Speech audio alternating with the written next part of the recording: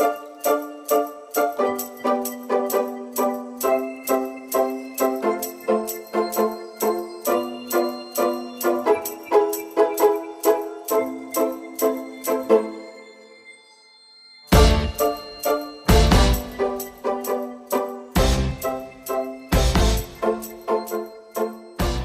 guys, jumpa lagi. Kali ini kita akan membahas munculnya bahasa rojak di Malaysia.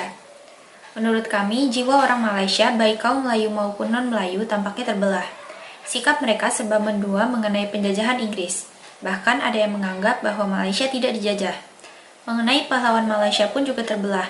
Ada yang masih menganggap prajurit British sebagai pahlawan, tapi ada yang ingin menonjolkan pahlawan Melayu. Begitu pula soal bahasa. Orang Malaysia sulit meninggalkan bahasa penjajah, tapi juga berusaha memartabatkan bahasa Melayu. Akhirnya muncul pula fenomena bahasa rojak atau bahasa campuran. Yuk kita simak video berikut ini.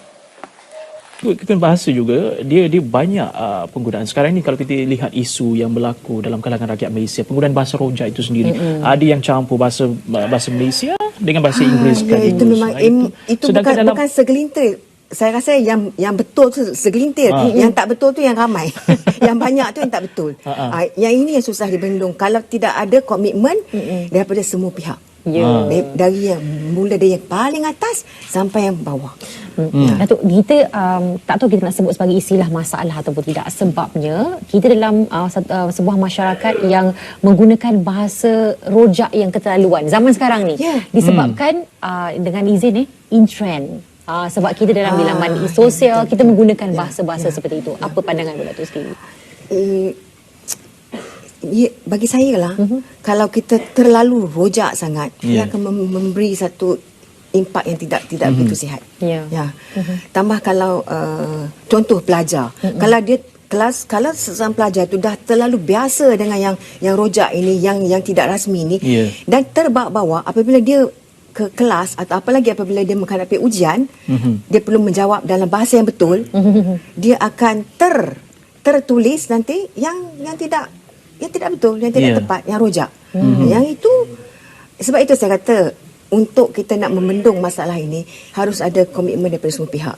Jadi kalau kita saja RTM yang betul, sesen lain tidak seragam, ataupun sekolah tidak seragam terhadap sebutan, maka akan rancu sampai bila-bila pun tidak akan seragam. Jadi akan celaru dan masalah ini akan berlarutan. Betul.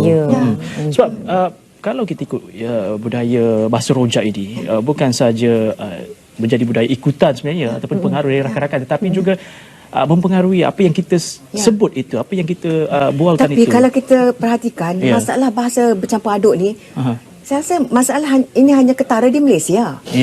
Kalau kita pergi ke contoh ke Korea, ke negara Jepun, ke Perancis, dia tetap walaupun dia tahu bahasa Inggeris, dia tidak mencampur adukkan. Kalau dia bercakap dalam bahasa Jepun, maka sepenuhnya bahasa Jepun. Kalau bahasa Korea, sepenuhnya bahasa Korea. Kita sebab kita tahu bahasa Inggeris, maka kita akan campur adukkan apa yang kita tahu dalam bahasa Inggeris tu. Kita guna apabila kita cakap bahasa Melayu pun kita campur adukkan. Dah jadi macam kebiasaan sampai macam Mahani cakap lah, dah jadi macam trend. Kalau tak campur bahasa Inggeris, dah jadi tak macam tak style lah, tak ada standard lah. Macam tu jadi. Sebab masalahnya sekarang kita lebih kejar pada itu. Kita nak trend. Kita nak menjadi trend saja dan sebagainya. Baik, dan dalam masa yang sama juga, Datuk, kalau dari segi pemerhatian dan juga pemantauan Datuk sendiri kan, Datuk rasakan banyak perkara yang berlaku dalam segi aspek bahasa, masalah bahasa ni, mana yang paling menjengkelkan sebenarnya? Geramnya macam tu. Kalau saya nak sentuh dari segi apabila bersiaran dalam bahasa, secara rasmi lah. Jadi sebutan mesti betul. Kalau tulisan tu ejaan semua mesti betul, tata bahasa mesti betul. Tapi pada hari ini kalau kita lihat, bukan saja di jabatan kita, di mana-mana jabatan kita lihat paling dekat dengan kita lah, surat rasmi yang kita terima. Surat rasmi yang kita terima pun sampai hari ini pun masih ada lagi kesilapan yang tak seharusnya berlaku. Contohnya kalau ejaan di samping masih lagi salah eja. Email pun kalau cuba tengok Oh. Balik tengok dalam fail kita. Apa orang kata letterhead apa letterhead muka surat. Kepala surat. Email, cuba tengok ejaan dia macam mana. Kalau E-M-E-M-E-L itu betul ke salah? Itu betul ke salah? E-sengkang ataupun E-M-E-L. Macam tu. M-E-L. Tetapi cuba buka. Banyak yang masih mengeja E-M-A-I-L. Jadi dah jadi Imael pula. Masih banyak lagi yang silap tu. Okey. Baik, gini Begitulah guys, upaya Malaysia memerangi bahasa rojak dan memperbaiki bahasa Melayu mereka. Upaya tersebut sesungguhnya tidak mudah karena penggunaan bahasa Inggris amat dominan di Malaysia. Kita lanjut lagi ya. Itu ada penguatkuasaan yang lebih tegas mungkin? Penguatkuasaan dulu semasa saya bertugas lah sebagai pegawai bahasa tu pernahlah saya dengar lah kononnya lah, saya tak tahulah sama, memang tidak menjadi kenyataan. Nak didenda setiap kesalahan bahasa tu, contohnya adalah 1,000 ke 500 ringgit nak didenda. Macam buang sampah dia merata-rata tempat, dendanya 500 ringgit. Jadi buat kesilapan bahasa pun nak denda macam tu. Tapi tidak menjadi kenyataan. Tapi sekarang ni ada usaha untuk kita nak kurangkan. Contoh dalam setiap jabatan ada pegawai bahasa. Jadi pegawai bahasa ni dilatih oleh Dewan Bahasa dan Pustaka. Jadi pegawai bahasa ni antara tugasnya ialah memastikan penggunaan bahasa dalam jabatan itu atau dalam kementerian itu yang betul lah. Dan ada audit bahasa. Ya, betul. Tapi Datuk, saya fikir sekarang mungkin kita boleh katakan juga masyarakat Malaysia semakin terbuka untuk menggunakan bahasa-bahasa yang betul. Seperti contoh selfie sudah ada swafoto. Pikat line sudah ada pengertiannya kata pikat. Itu dikeluarkan oleh Dewan Bahasa dan Pustaka. Jadi ada memang ada. Dewan Bahasa memang dari masa ke masa memang ada mencipta istilah.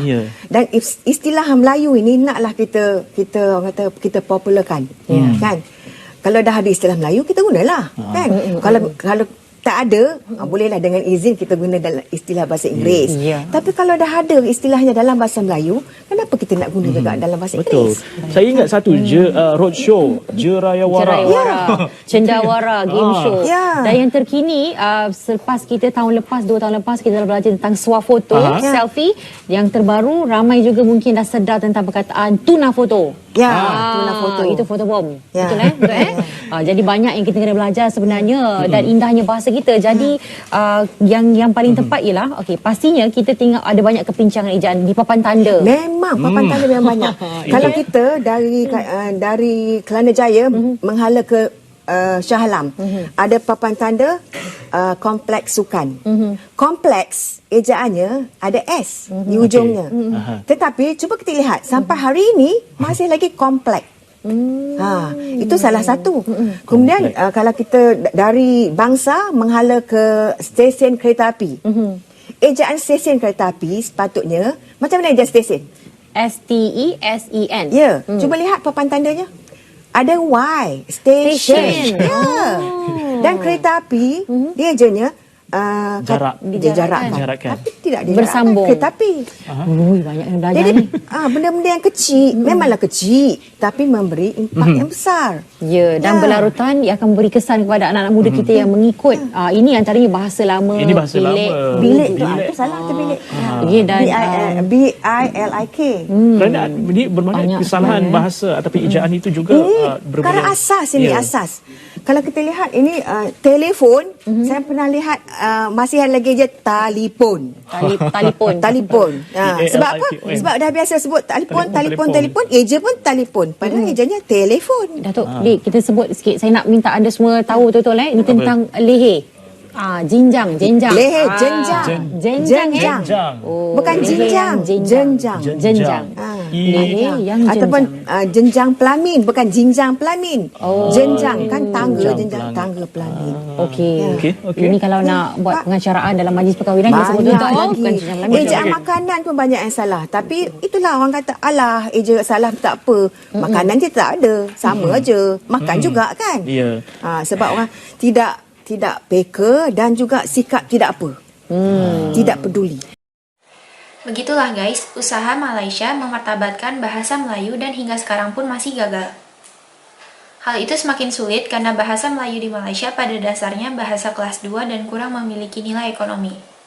Terima kasih sudah menonton sajian kami, sampai jumpa lagi.